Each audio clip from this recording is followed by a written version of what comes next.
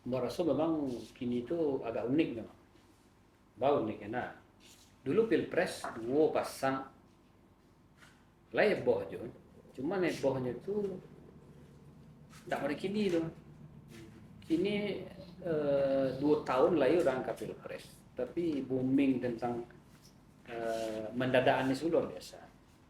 Mendadak Anies. Jadi mendadak Anies Iya. tuh karena cukup viral kan.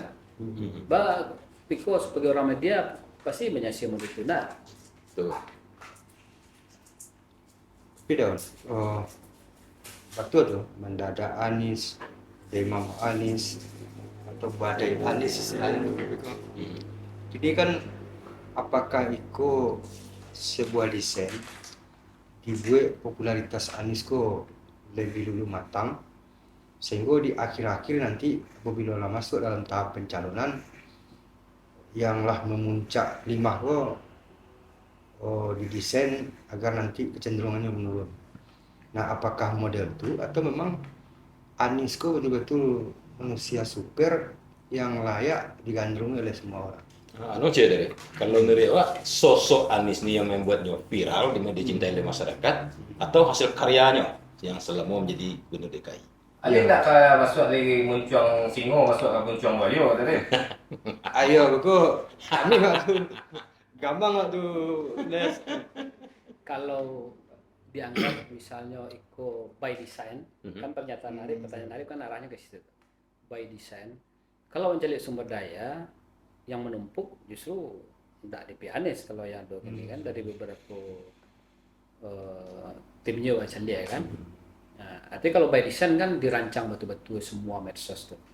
Gua tekan aja dulu ketika mendesain kerja politik untuk pilkada kan sama awak dulu gua nah tim kan Terlibat. kalau awak berhasil membangun brand kurang efek yang awak rasakan tuh partisipasi awak tekanlah dulu postingan tuh datangnya setelah awak calik di Google Trend datangnya dari luar Jawa banyak ya dari Jawa banyak dari luar Sumatera Barat padahal awak main untuk pilkada kabupaten Wak. Betul, betul. Artinya kalau partisipasi itu tinggi, memang buzzer tuh kayaknya tidak pada. Kalau beda by design berarti kan buzzer yang keren. Buzzer. Jadi buzzer, Kondisikan. kalau bahasanya Rocky Gerung, buzzer itu yang memproduksi kan lebih banyak kini pihak istana lah kalau bahasa Rocky. Di Anies tuh menurutmu justru yang banyak partisipasi. Jadi menarik juga pertanyaan Piko tadi itu, yang membuat itu terjadi. Apakah figurnya atau hasil karyonya. Nah, sebenarnya itu yang menjadi kalau ingin analisis sebenarnya memang harus baca secara objektif tuh. Supaya awak bisa mengambil pelajaran dari situ. Kan seluruh peristiwa politik tuh bisa awak atomisasi istilahnya tuh sehingga punya nilai manfaat untuk awak kan ada yang sifatnya alami, natural, ada yang by design, tapi seluruhnya kan awak butuhkan kalau bisa akan mendesain sebuah kerja politik kan. Sebenarnya Anies itu nak tukang pelet gitu. Sampai kurang tiba-tiba suka sih sama Iya, dia. iya. Bagai cek Bang Piko. Kalau Risma identik ya orang berang-berangnya. Bantu Ganjar pun sama. Jokowi, Jokowi Gorong. kan masuk gorong-gorong. Tusukan. Nah, Puan tuh lah macam Puan di sawah. Nan siap kok, nan Anies Menanam kok. padi. Menanam Puan padi, nanam padi. menanam padi. Masa- Aci kok nan Anies kok otentiknya di mana gitu. Nilai Atau anu lebih. yang mana nih, senyumannya. Sampai setiap persoalan Anies jarang dia tegang. Tapi selalu senyum. Walaupun nanti jawaban itu tidak memuaskan masyarakat. Contohnya masalah banjir di Jakarta. Sampai sekarang pun Anies dianggap belum mampu. Walaupun beberapa programnya lah dijalankan misalnya sumur resapan. Tapi itu masih dianggap gagal dan itu masih menjadi cemohan bagi sebagian masyarakat. Makanya itu yang menjadi Atau, penasaran. atau pertanyaannya mau ditunda. Cukup tidak dengan prestasi Anies yang dianggap sukses menjadi gubernur DKI sehingga representatif untuk Mengurus menjadi negara. presiden, mengurus negara. Nah, aku butuh jawabannya. Jadi semuanya dokter kan. Dokter itu kan kalau ingin mendiagnosa penyakit yang perhatiin itu kan simptom, gejala. Awak kini kan menemukan ada gejala viral di banyak tempat. Lalu sumbernya apa, penyebabnya apa, kan itu baru kemudian jadi diskusi kan. Nah, jadi sebenarnya kalau sekedar awak ingin berteori itu Gua bisa pakai dua analisis untuk itu. Ada istilahnya analisis struktural, analisis struktur. Analisis struktur itu artinya yang analisa itu lingkungan, ekosistem Iya. di luar figur-figur yang bermunculan dalam pilpres itu atau figur-figur stakeholder. Ada juga analisis aktor. Nah, kalau analisis aktor memang seperti yang Biko sebut tadi itu. Bahwa kok Anies toh yang lain melakukan cara yang sama ketika dulu Pak Jokowi maju dan berhasil di Pak Jokowi. Nah, kini bahwa ketika ada banyak kandidat mencoba melakukan itu, yang muncul viral justru Anies. Nah, makanya kalau analisisnya cuma aktor, besar kemungkinan awak Beko bisa keliru memahaminya. Nah, analisis struktural itu penting, analisis ekosistem. Jadi, awak bisa pahami mereka apa yang terjadi kini itu sebenarnya kan sintesa dari 10 tahun kepemimpinan Pak Jokowi. Jadi semua nawalah awak alami selama 10 tahun. 10 tahun kurang lah, 10 tahun sampai 2024. Itu tuh kemudian secara alam bawah sadar awak membutuhkan ekspektasi baru. Ekspektasinya begitu sangat tinggi. Apapun lah yang awak alami. Nah, sehingga ekspektasi itu sepertinya penyebab dari munculnya sintesa Anies sebagai jalan keluar. Karena kan ada gium standar dalam pemilih itu. Pemilih itu lebih tertarik dengan apa yang akan diterima daripada apa yang sudah diperoleh. Jadi kok persoalan siapa yang memberikan harapan? Iya, iya. Anies mungkin bisa memberikan harapan baru. Atau Anies hari kini itu ingin mengeksploitasi bahwa dirinya itu orang yang dizolimi. Karena budaya Karena hari Melayu. ini kan buzzer-buzzer bisa dikecilkan menyerang Anies kan. Iya, iya. Apakah Anies ingin mengeksploitasi itu sehingga hari ini ikut mendadak Anies orang sadonya? Apakah bisa dianggap seperti itu? Simpati orang ke Anies. Nah, Logika itu hanya masuk akal kalau ikut by design. Problemnya kan ikut tidak by design. Kok alami Artinya kan mengalir. ya, booming itu kan hampir di semua penjuru. Gua cari di Facebook tuh orang yang komen, orang yang membuat status itu termasuk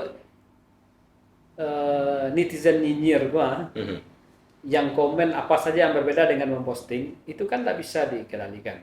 Lebih 70 juta orang pengguna internet di Indonesia.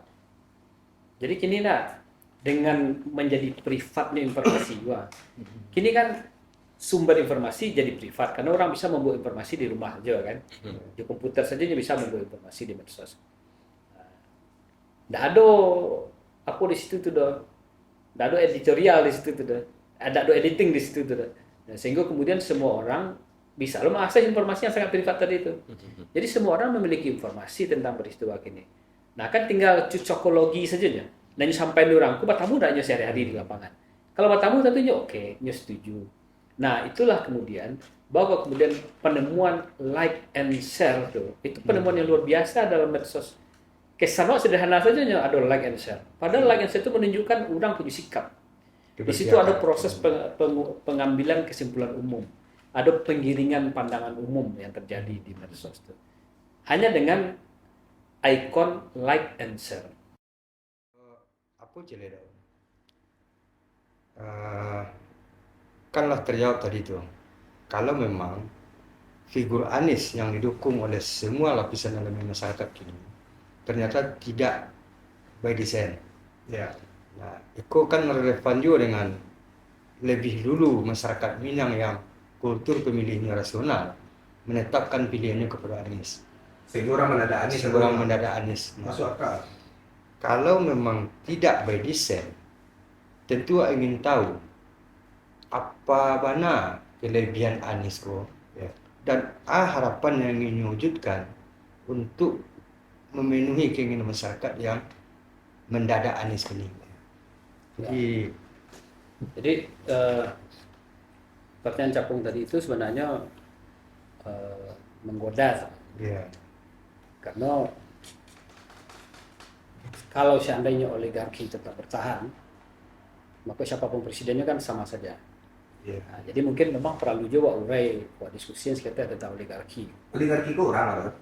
Nah tuh, Iya, Anak sialo yang anak sia. Iya. Oligarki. Sehingga nyoleh menentukan nasib masa depan Indonesia. Benar? Iya betul. sekitar mungkin 1 tahun 2 tahun belakangan lah oligarki itu memang menjadi isu di banyak status kawan-kawan kan. Media sosial. Ya, Rasulullah tidak afdal kalau tidak mengutip oligarki itu. Kalau yang Ambo pribadi lebih suka menyimpulkan oligarki itu hanya mungkin diskusikan sejauhnya terhubung dengan keinginan untuk mempertahankan sumber-sumber ekonomi. Jadi kalau dulu belajar di SD tentang demokrasi di PMP misalnya kan, atau ketika di SMP, oligarki itu hanya bicara tentang kekuasaan yang tersimpul di kelompok kecil orang untuk membedakannya jo demokrasi dan membedakannya jo teokrasi. Nah, oleh Jeffrey Winter, oligarki itu hanya mungkin kalau kaitkan dengan sumber-sumber keuangan. Jadi ekonomi. Jadi lebih ke penguasaan pada sumber daya ekonomi. Jadi bukan pada mempertahankan kekuasaan politik ansih. Ini harus dihubungkan juga. Makanya kalau bahasa lebih sederhana, bakal menjadi hangat pembicaraan tentang oligarki itu. Ada sekelompok kecil orang akan semakin kaya dengan kebijakan publik dan tidak mempedulikan kebijakan publik itu berpihak kepada siapa. Nah, kalau memang oligarki itu sangat berkuasa, makanya bisa mengatur kemudian siapa akan jadi presiden sesudahnya. Nah, mungkin pertanyaan Capung itu lahir dari situ. Kalau mereka memang sangat berkuasa karena memiliki begitu banyak pitih, begitu banyak uang, maka sangat mungkin ini menjadi orang di belakang perputaran kekuasaan, ruling elite di sebuah negara. Jadi batasi dulu tuh. Oligarki itu lebih pada persoalan ekonomi. Jadi ini membutuhkan penguasaan politik untuk mempertahankan sumber daya ekonomi yang new akses selama itu. Ini menjadi hilang kenyamanannya gara-gara kekuasaan politik berubah. Itu ini butuh perubahan kekuasaan untuk kembali di bawah kontrolnya. Nah, pertanyaan itu tuh pertanyaan mendasar sebenarnya. Nah, apakah kemudian kalau Anies jadi akan sama berkuasanya oligarki di belakang? Nah, itu tuh kan memang awak hanya bisa membantah dan memberi jawaban dari track record. Track record Anies selama menjadi gubernur DKI. Atau menjadi birokratnya kan baru selama itu loh. Selama menjadi gubernur DKI. Ada jejak menterinya sebentar, tapi kemudian kan ada reshuffle ya. Yang bisa awak baca tentu selamanya berada di pemerintahan daerah DKI. Nah, awak bisa mencari di situ. Misalnya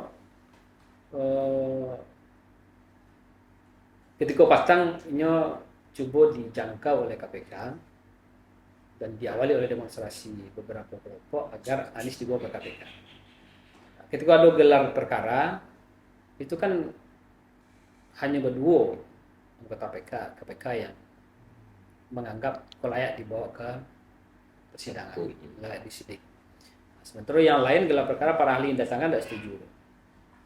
Kenapa? Karena belum memenuhi syarat untuk ditingkatkan menjadi kasus pidana. Artinya dalam hal yang ada itu awak mencari sebenarnya Anies sangat menjaga bukan saja dari perilaku koruptif, bahkan dari maladministrasi pun. Itu Hati-hati. sangat hati-hati. Karena di Mama gini kan pemerintah daerah itu sangat mungkin. Karena setiap ada pemeriksaan BPK pasti ada saja. Betul. Ada saja temuan. Ya. Nah, yang itu tuh sebenarnya ada dua, mungkin ada yang maladministrasi, ada yang memang tindakan koruptif. Nah, untuk maladministrasi saja, mau rasa kini itu Anies sangat menjaga. Bahkan maka sekali KPK pun mencoba masuk ke Formula E itu tidak ada sentuhan itu sama sekali. Itu pertama itu. Nah, untuk figur politik yang begitu menjaga posisinya terkait dengan tindakan-tindakan koruptif, maka itu sudah menjadi benteng sangat-sangat kuat untuk menghadapi oligarki. Karena oligarki itu hanya bisa terhubung dengan kekuasaan ketika berbagi keuntungan di ujung. Berarti mungkin bisa jadi itu yang mencari ada masyarakat di Sumatera Barat.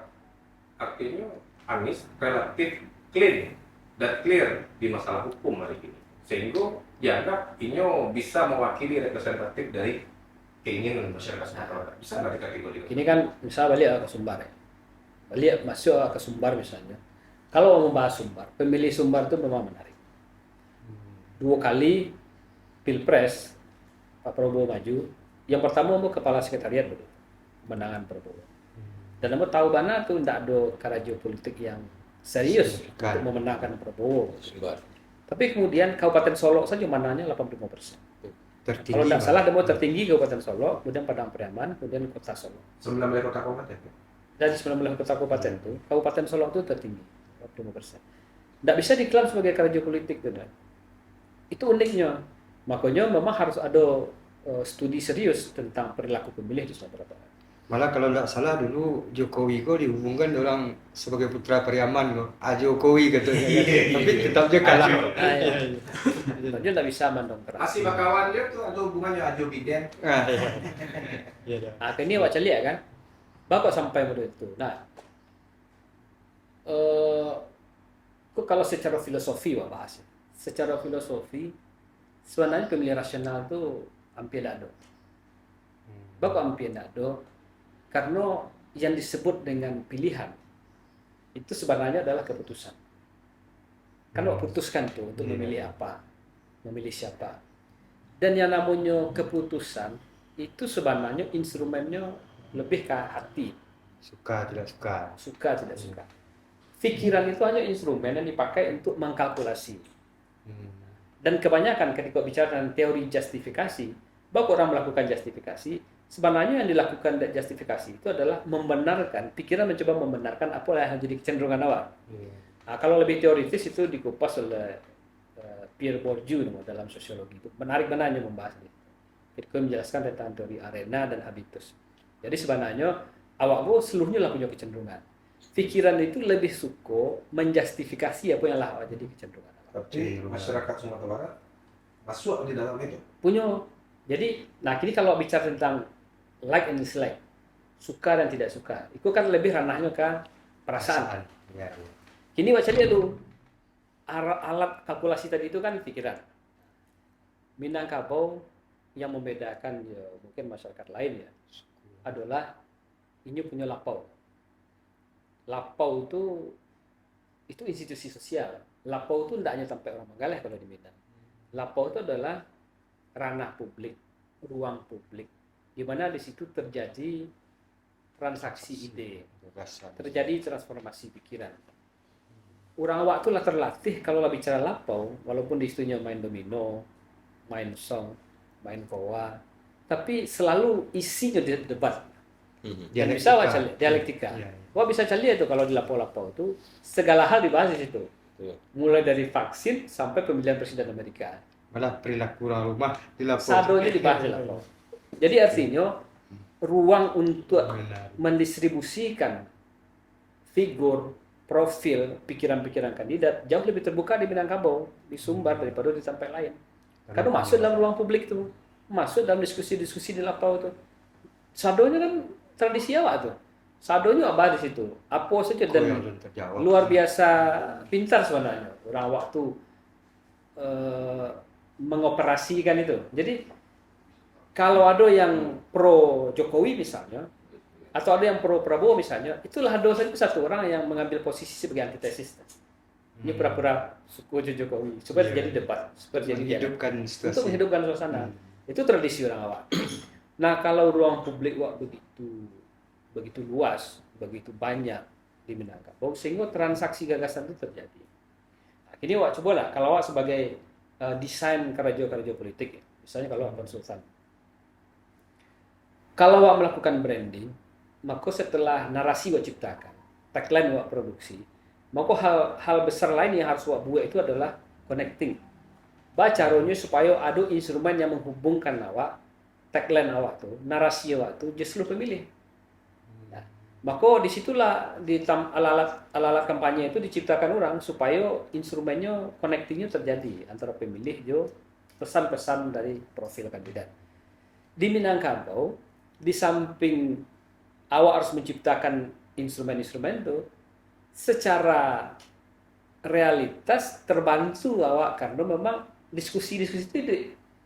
Jadi kalau misalnya lapau yang awak sasar, bahkan tidak awak sasar pun tercipta diskusi di situ. Jadi faktor instrumen connectingnya jauh lebih banyak. Kalau bicara sebagai konsultan misalnya, instrumen connectingnya jauh lebih banyak. Makanya tidak bisa awak kampanye di Minang itu hanya sektor wajah saja. Sektor wajah tanpa melakukan branding. Tapi kalau diskusi lapau itu bisa tidak terjadi kalau seandainya orang rumah dari banyak mereka lapau. Oh, itu memalukan itu aib tuh. Benar, Cik. Perlu dihindari. Jam itu. Sejauh mana masyarakat Minang tuh menerima informasi yang faktual terhadap sosok Anies, sehingga masyarakat Minang berani membicarakan sosok Anies itu adalah sebagai pemimpin yang mungkin layak untuk memimpin negara.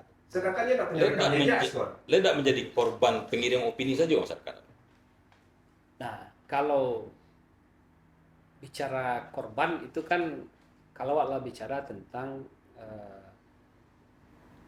Anies bisa lah jadi presiden, maka kemudian orang itu kan hanya butuh suara saja. Nah, itu beko kan bisa wak comparekan dengan track record, sekali lagi dengan track record. Kini kan wak mau urai tentang bakok begitu punya potensi sosok seperti Anies itu dapat dukungan besar di Sumatera Barat. Karena pemilih awak apa namanya tuh Objektif lah. Nah,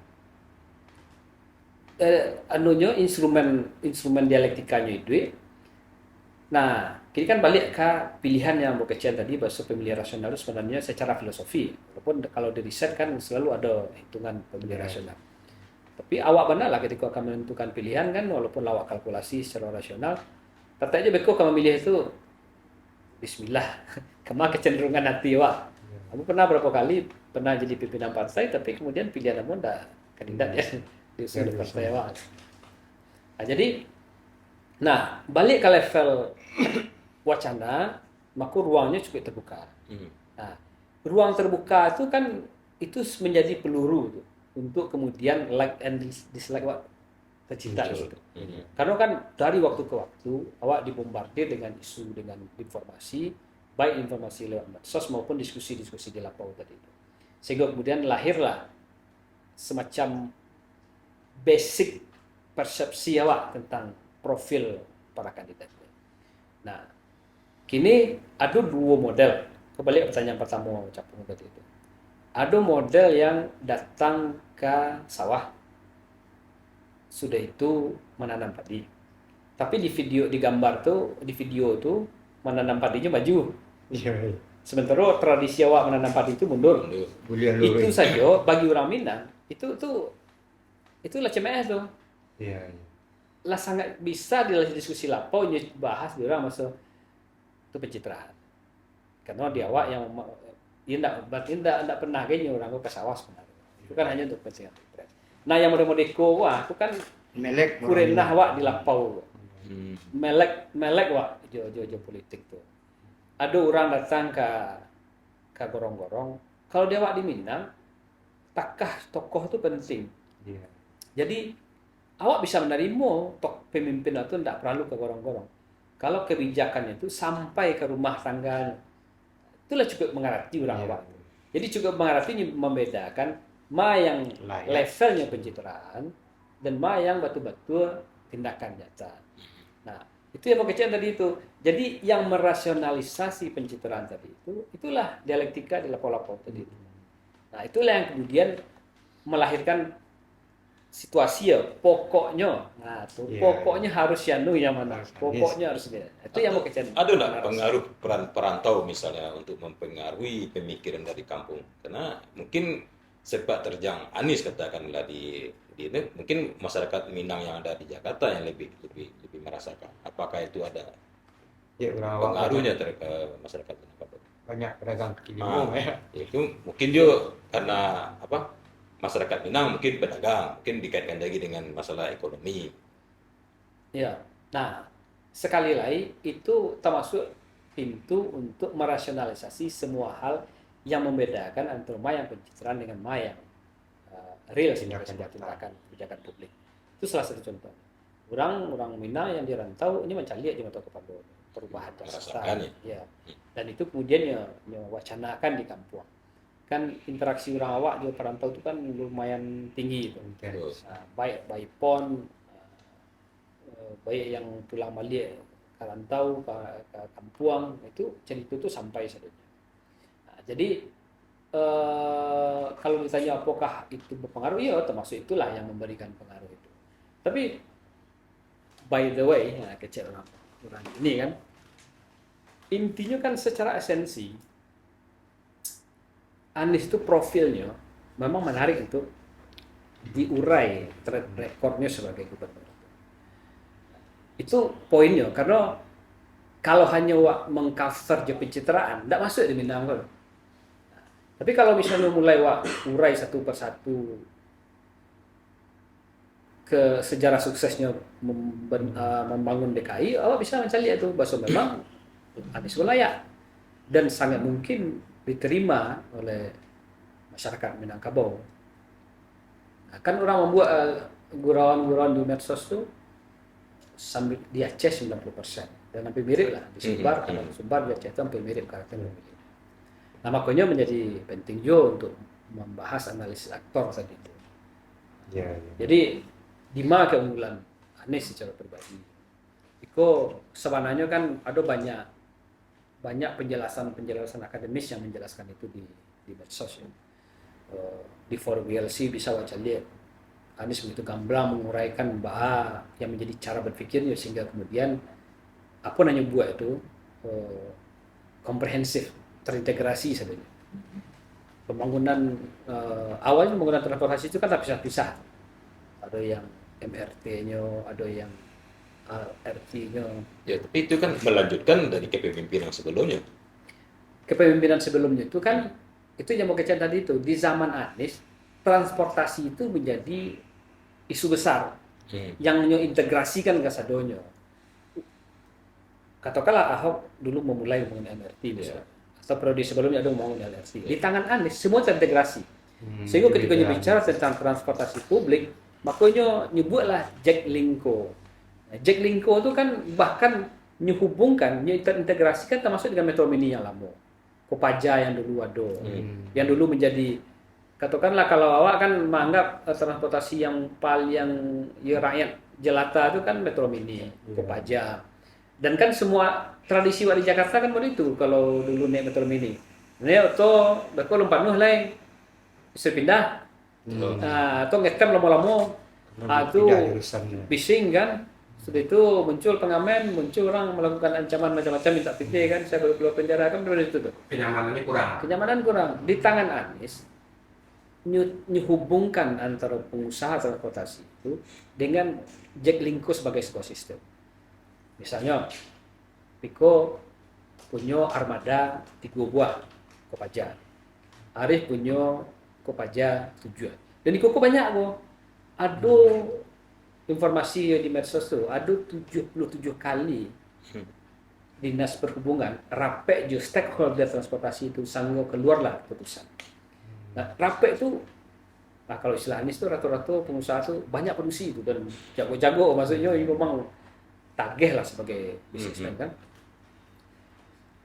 Akhirnya muncul skema bersama, otonya syaratnya harusnya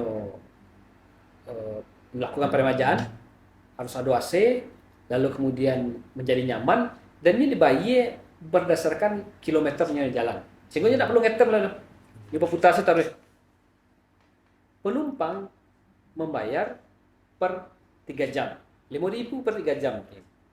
Nah, jadi dengan 5.000 per 3 jam itu bisa naik transport apapun dan kemanapun selama 3 jam itu. Sisanya kalau ada kekurangan ya subsidi di pemerintah daerah. Pengusahanya dapat kepastian karena naik standar kualitas sotonya menjadi naik. Ini dibayar taruh, sopirnya nyaman, gajinya menjadi pasti, gajinya tidak berdasarkan jumlah penumpang lah, tapi ini berjalan. Nah, yang mau makasih begitu, ini meramu sehingga menjadi sistem sadonya. Nah, itulah yang Jack Linko tuh terhubunglah mulai dari Kopaja dulu itu, Metro Mini itu, terhubungnya busway, terhubungnya MRT, terhubungnya sistem pembayarannya. Dulu kalau orang berjalan dari naik auto, misalnya naik taksi dari Kelapa Gading ke Jakarta Selatan misalnya, naik taksi itu bisa 130.000. Ini ojek bisa 85.000. Kini 5.000 bisa. Sampai ke tujuan. Iya. Artinya Anies kali ini membangun sistem yang pas untuk role model di Jakarta. Gitu. Iya, dan kini kan internasional 4 sistem transportasi terbaik termasuk Jakarta. Kota terbaik.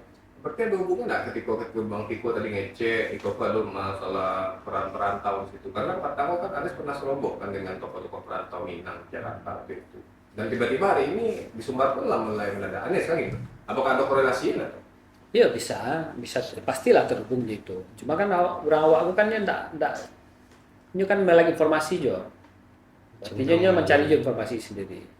Nah, jadi kalau teori kan kalau ambil konsep ya, dari transportasi saja, bisa mendefinisikan Anies berhasil melakukan demokratisasi ruang publik. Nah, jadi kalau bicara kok yang ada saja dulu ya dan baru satu yang orang. Dulu ketika memperjuangkan demokrasi, maka demokrasi yang idealkan itu adalah demokrasi yang diletakkan di belakang demokrasi politik, demokrasi ekonomi, demokrasi sosial. Artinya demokrasi itu tidak bebas nilai, tidak hanya sekedar demokrasi politik. Awak ingin ekonomi itu harus ada demokrasi juga. Sosial pun juga model itu. Nah, Anies mengoperasikan itu tanpa harus ribut menjual teorinya. Maka yang tadi, ini bicara tentang demokratisasi ruang publik. Contoh transportasi saja. Gagasan yang ada di belakang ketika Anies mulai merancang sistem transportasi Jakarta. Pertama mengajukan pertanyaan mendasar dan filosofi.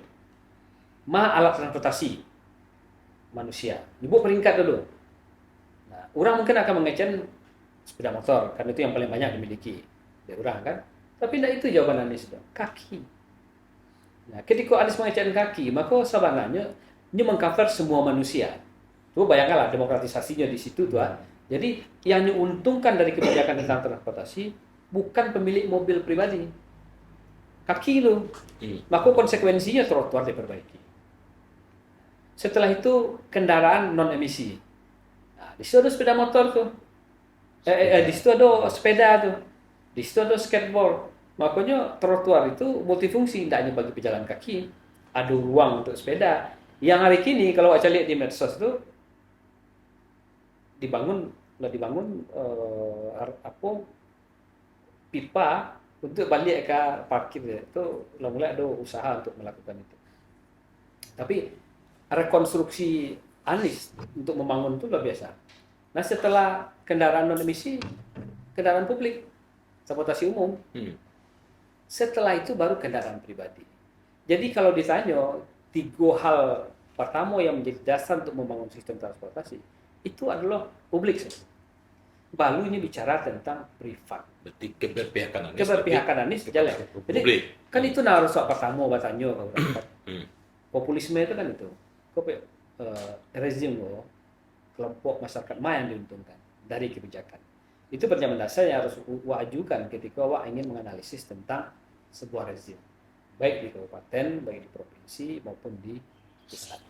Di kabupaten kan itu juga ketika melakukan kritik ke pemerintahan daerah atau ke DPRD kan yang pertama tanya politik anggarannya dulu. Politik anggarannya berapa persen? Model lah kalau lebih 65% untuk belanja dinas, maka awak lah bisa memberi semacam tanda kutip bahasa pemerintah kan tidak populis sama sekali. Kenapa? Karena lebih banyak ke belanja dinas. Barang untuk urusan publiknya. Anies dengan sangat rapi menata itu. Nah, ada kawasan, di kawasan MRT itu. Dulu kawasan MRT itu kan kawasan bisnis. Di sekitar Sudirman sampai ke sekitar Bundaran HI itu. Itu dulu kawasan bisnis dan yang bisa mengakses itu kendaraan Honda kan tidak boleh masuk. Itu adalah menengah ke atas. Dan itu biasanya yang bekerja di sekitar situ. Kini dengan adanya MRT, lalu kemudian ada konter yang dibuat, bahkan ada konter untuk orang cacat gitu dibuat di situ. Orang yang menggaleh gerainya itu khusus untuk orang menggaleh itu orang disabilitas. Ya. Nah, nyubuan di situ. Sebenarnya Anies ingin menunjuk masuk ruang publik mereka yang disabilitas itu bagian dari kita, bagian dari kesehatan kita. Dan yang menarik itu adalah para pengunjung di situ itu ada yang dari Bogor, ada yang dari Depok. Sehingga kemudian itu kembali disambut itu. Kalau dibawa ke konsep yang terjadi itu cuma demokratisasi ruang publik. Jadi di situ menariknya selalu ada narasi, selalu ada ide di belakang sebuah kebijakan. Jadi tidak asal buat saja deh. Buat kok bisa pemerintahan baru nyubah lagi. Tidak ada gagasan di belakang. Sekali kadang rasa Tahun ko man po, juru bicara Anies, ako wala bicara Anies. Lately, nakanay ako. Setidaknya ada semakin rasional alasan awak memihak kepada Anies dan tidak istilah kecewa awak tidak menuayu mendadak. Tapi betul-betul dengan alasan logis, rasional. Tapi tidak semudah Anies itu mengambil kesimpulan dari Walaupun politiko dinamis. Soalnya gini, berubah. Anies juga bicarakan dikaitkan dengan keberhasilan memimpin DKI. Oke lah, kalau untuk kapasitas sebuah kota metropolitan, kebutuhan masyarakat di desa itu memang bisa Anies menangkap hal seperti itu. Katakanlah keberpihakannya kepada orang publik. Kalau kita bicara tentang Anies sebagai sosok presiden, berarti yang dipimpinnya bukan daerah, tapi adalah negara. Bagaimana dengan daerah-daerah yang seperti Sumatera Barat misalnya, banyak daerah yang tertinggal, Papua misalnya. Apakah Anies punya kemampuan untuk mengelola itu? Nah, makanya ketika awak membahas aktor tadi itu, awak abstraksikan hal-hal baik yang punya di Anies, yang itu kemudian menjadi profilnya, cara berpikirnya yang kemudian melahirkan kebijakan publik. Nah, jadi kan tak bisa sama. Ketika dia jadi presiden, tentu yang nyokarajon bukan sekedar membangun sistem transportasi seperti yang buat tadi itu. Tapi ada hal yang sama yang bisa diterapkan ketika bicara tentang Indonesia, tentang mengelola Indonesia. Apa tuh? Harus selalu ada ide di belakang kebijakan. Kalau itu menjadi profilnya Anies, maka dimanapun dia memimpin, di ekosistem apapun, dasar tadi itu akan tetap melekat di nyo. Nah, nilai lebihnya di situ, karena ada narasi di belakang tuh. Dan narasi itu kan tidak hanya sekedar ide begitu saja. Ada istilahnya, ada afirmatif policy di situ, ada kebijakan penguatan di situ, ada semacam sikap di situ bahasa kelompok masyarakat yang dipilih. Itu saja yang punya oleh pemimpin. Kamu yakin berubah? Cobalah, kini apa? Ekonomi. Yo, kini pertanian menjadi tentang pupuk, misalnya kan. Petani di situ kan di rata-rata model di Kabupaten Solo kan petani. Apa yang diteriakkan petani itu bukan mahalnya pupuk, kelangkaan. Susah. Kami berani kami balinda nah subsidi tapi ada pupuk. Nah, ketika petani berteriak tentang pupuk, negara di mana? Ada enggak sistem yang dibuat di pemerintah yang itu inovasi menjadi best practice juga diterapkan, yaitu punya korelasi secara positif dengan kelangkaan pupuk tadi itu. Nah, jadi narasi, ide yang Bapak kasih tadi itu bukan sekedar ide, tapi keberpihakan. Jadi kini begitu politik gua, itu masalah hope. Siapapun yang menjadi pemimpin awak harus selalu mengaitkan harapan dengan pilihan awak. Siapa yang paling memberikan harapan yang memenuhi ekspektasi awak? Awak tak boleh manggok terkait dengan para pejabat itu. Karena apa? Karena sirkulasi kekuasaan akan terjadi terus. Betul. Kalau misalnya awak tidak tetap memproduksi hope, maka yang terjadi itu apatis lah. Itu yang terjadi seperti diskusi-diskusi sebelumnya, apatisme masyarakat menentukan pilihannya, model di Amerika, 35% orang memilih kenapa? Karena tidak ada hope-nya, tidak ada oleh harapan itu tidak ada di pejabat lah. Jadi kini awak cari saja yang paling memberikan harapan apa? Kan awak bisa mau kuat itu. Bakal berharap ke Anies. Apanya? Bakal berharap ke Ganjar. Apanya di situ? Apa yang ide apa yang tawarkan ke awak? Terrekor apa yang dijual ke awak? Ya. Jadi dengan cara model itu menjadi rasional sebenarnya kalkulasi-kalkulasi awak itu. Sehingga pada akhirnya awak memilih tidak seperti membalik kucing dalam karung.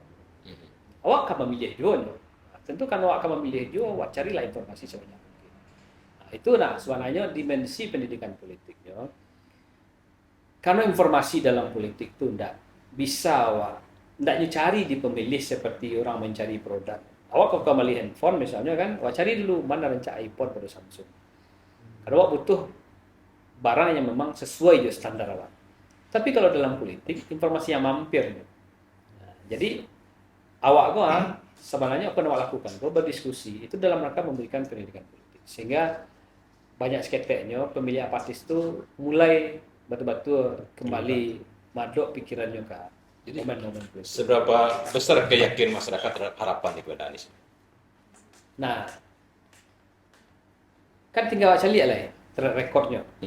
track record yang melakukan Anies sebagai gubernur Mhm. dengan track record lawannya. Ma yang paling masuk akal, ma yang paling menyentuh perasaan para pemilihnya. Nah, kalau Ambo punya keyakinan, karena kan itu lebih ke sifatnya prediksi ya. Anies jauh lebih meyakinkan. Mhm. Kalau pandangannya tentu balik ke tadi dia. Bahwa lebih meyakinkan, pada mau dianalisis secara struktur, maka Anies akan menjadi antitesa dari Kita sebelumnya. periode sebelumnya. Mhm. Kalau dicari dari analisis aktor, track record Anies memimpin DKI jauh lebih meyakinkan. Dan lo tidak punya informasi apapun terkait dengan apa yang dibuat dari Ganjar di Jawa Tengah. Mungkin timnya belum bekerja, tapi sampai hari ini kan belum disampaikan ya wak tidak tahu.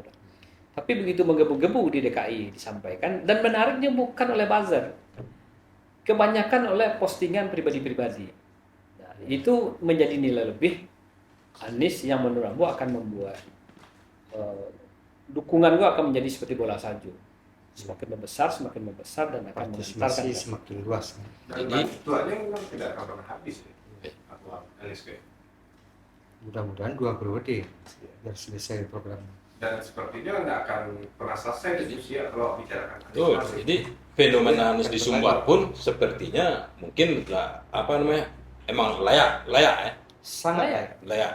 Nah, kalau kembali ke kalau misalnya pertanyaannya mulai tadi itu, lalu apa manfaatnya untuk masyarakat Sumatera Barat?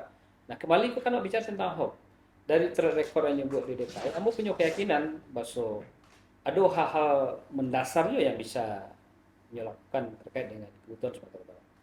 Tapi yang paling penting itu sebenarnya kan itu, ketika Pemda Kabupaten merancang kegiatan melalui SKPD, melalui TAPD, itu kan harus berkiblat ke Betul. RPJMD. Mhm. RPJMD itu harus berkiblat lo ke pusat. Artinya warna Anies akan menjadi warna dari kebijakan publik di kabupaten dan provinsi. Karena tidak bisa lari dari itu. Begitu lo periode Patang tuh. Periode Patang tuh periode zaman Jokowi, sekreatif apapun pemerintah kabupaten kota misalnya, kalau misalnya dia punya sikap bahwa harus 1000% terbuka pada investor, maka tidak bisa melarang orang untuk investasi dari Soviet, dari Cina, dari mana saja di sekolah. Karena itu rule-nya dari RT. Nah, makanya tidak bisa dikecen, tidak berhubungan sama sekali dan sangat-sangat berhubungan. Makanya di sini mau populisme tadi itu, apakah Anies lebih populis dari pemerintahan sebelumnya? Nah, aku punya keyakinan karena apa yang dipresentasikan dari Anies di DKI itu, dia punya afirmatif policy tadi itu. Dia tidak terlalu dini sikap masyarakat Sumatera Barat itu ketika memberikan simpatisannya kepada Anies. Aku rasa Lantas dan enggak, kalau sikap Sumatera Sikap Barat asing. sebenarnya kan hampir sama aja sikap secara umum masyarakat yang kalau rete-rete. Kalau sing sekuen lu dah. Jadi menarik kalau artinya Anies tidak akan pernah habis Habis. untuk kita bahas. Dan mungkin bisa bahas nanti Betul. di segmen yang selanjutnya. Tetapi untuk itu tentu perlu closing statement dari karena Anies satu gitu. Ya, seperti tadi Boleh nggak rasu kurang Minang Wak kalau nak minyak ke Anies. Kira-kira gitu. Minang Pride. Iya. Kalau Bang Piko? Asal jangan terlalu dini masyarakat Minang menilai mengambil keputusan. Artinya masih ada waktu ya? Masih ada waktu. Oke. Semua mungkin masih ada. Masih ada. Oke, terakhir Bang. kalau aku karena kamu penyuka teori konspirasi, maka kamu tidak bisa beralih ke lain hati. Oke. Awak nyepit anak lu sih Don. Orang sekolah. Itu mewakili no. Itu prinsip keterwakilan. Benar. Ya, dah langsung. Iya. Kau nunggu hasil soalnya, padahal. Nah,